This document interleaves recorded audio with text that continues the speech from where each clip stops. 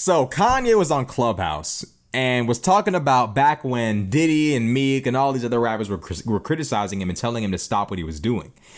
And in the middle of that little monologue talking about that, Kanye busted out laughing. This nigga was dying laughing at the thought of Meek Mill telling him what to do or criticizing his approach, criticizing what he said within the last 2 months. Let's take a look.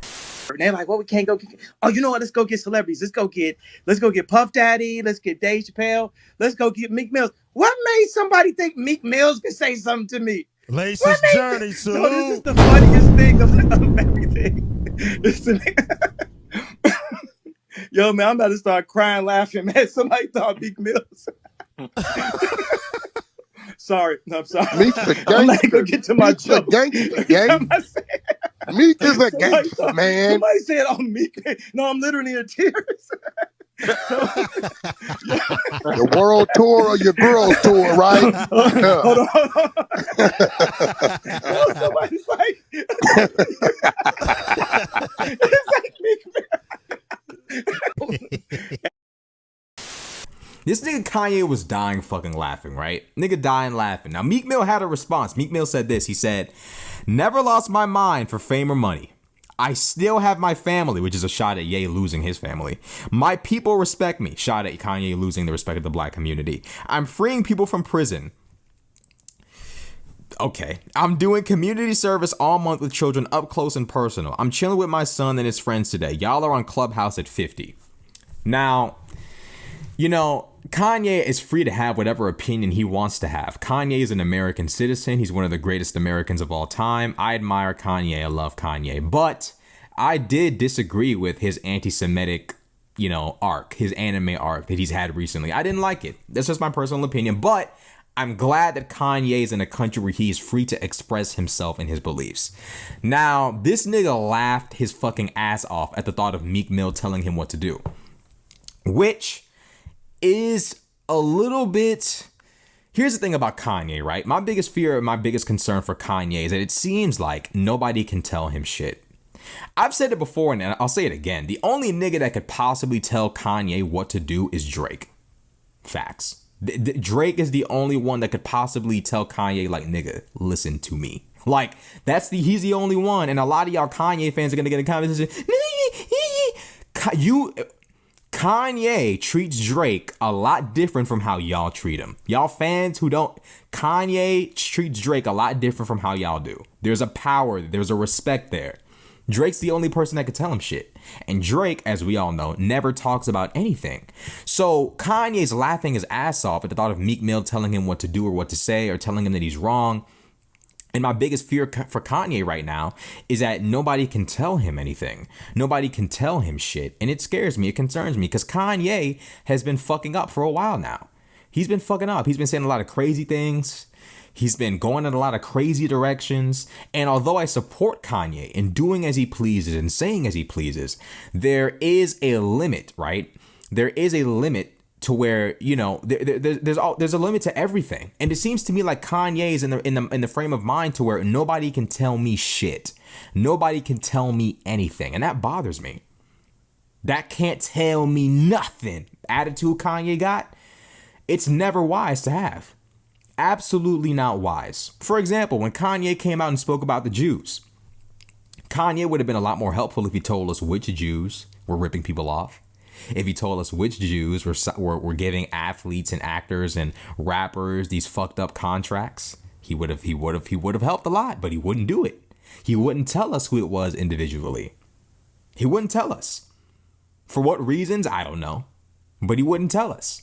I had a problem with that. Kanye, I want to know who's doing it. I want to know who's signing, who's coming up with these demonic contracts, who's coming up with these slave contracts, who's coming up with these contracts that have fucked you up. Tell us, please, because there's people that are gonna come after you. One day, your time in this game will be over, and it will be someone else's turn to take up the mantle. Right? We want to make sure that those people sign lucrative, fair contracts. Kanye won't tell us who's the one doing it. That is an example of the critique of one of the critiques I had for Kanye. Just one example of the many critiques. And that's my issue. One of my issues is that Kanye says a lot of reckless shit and doesn't really get to the crux of the issue. And Kanye, whenever told, hey, you might be a bit wrong here, he doesn't want to listen. When Tim Pool says, I don't think it's the Jews, Kanye gets up and leaves. When Diddy and Meek are like, and Boosie are like, hey, bro, that ain't the way. You might be fucking up here. He says, I shouldn't have to listen to somebody who's not as successful as me. That's not the way to think. That's not the way to navigate life. No one knows everything. Doctors aren't as successful as Kanye. You think Kanye wants to give himself a heart surgery, or do you think he's going to let the doctor do it? The doctor who's not as successful as him. You can't know everything. You can't be all-knowing. There's only one all-knowing being, and that depends upon whether you even believe in God or not. But, there's no such thing as an all-knowing human being. No one is in full possession of all knowledge. You see what I'm saying? So, that's my only concern, is that Kanye seems to be going off a little bit off the deep end of thinking that nobody can tell him shit, which is always an unwise mentality to have, no matter how successful you've become. But that nigga laughed his ass off at Meek. And, as a Drake fan, this is entertaining to me. Kanye's crashed out. His fans are fucked. Them niggas is crying. They crying real tears. They're dropping to their knees in the street, looking up at the sky, screaming. As a Drake fan, nigga, I'm waking up with my coffee in my mug, looking around at the fucking chaos. I'm happy. You know what I'm saying? I'm laughing my ass off at Kanye laughing at Meek.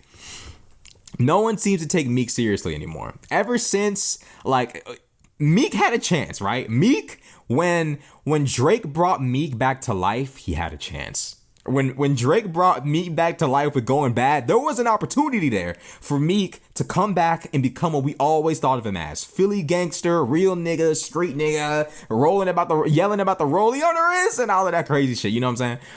That was a chance for Meek to come back and start throwing his rollies at the screen and screaming about the rollies.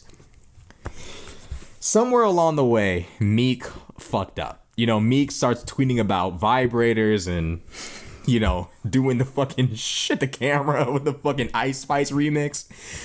Meek has lost all respect in the game.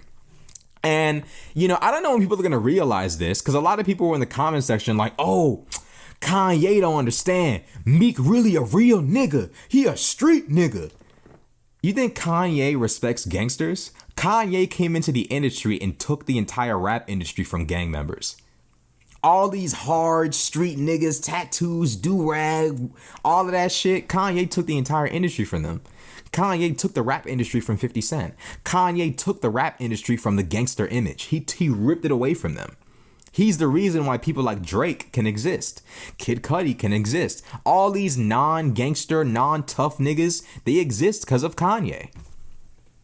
It's the truth. Now, of course, Drake would have always been successful without Ye. I believe that. But Ye laid the foundation for the non-gangster image. You think Kanye is scared of Meek because he a street nigga? Like, what? This is Ye we're talking about. If Ye wanted to, he could be surrounded by 10 Navy SEALs for an entire year. He has the money for that, to just pay for 10 real killers to surround him every single day for a year straight. What does Ye have to fear about Meek being a street nigga? And that's the problem.